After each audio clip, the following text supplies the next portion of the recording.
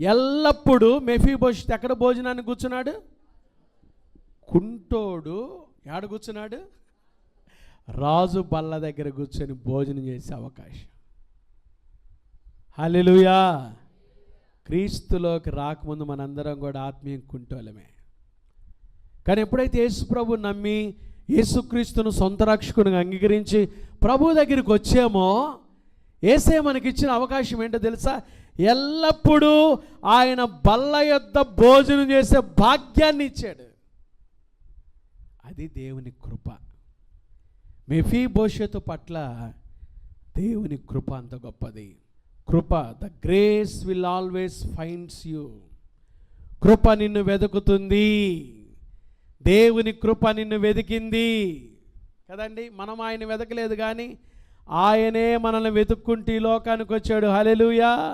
Bible వాక్యం మనం చూస్తాం కదా, నశించిన దానిని వెదకి రక్షించుటకు మనుష్య కుమారుడు ఈ లోకమునకు వచ్చెను.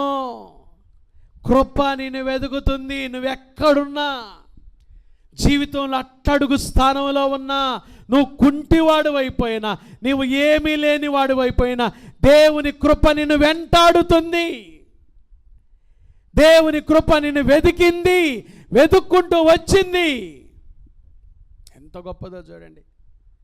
దేవుని కృప నిన్ను మెఫీబోషెతును దావీదు వెతికినట్టుగా మెఫీబోషెతు వెతకలా, మనం వెతకలా దేవుణ్ణి. దేవుడే మనల్ని వెతుక్కుంటూ వచ్చాడు.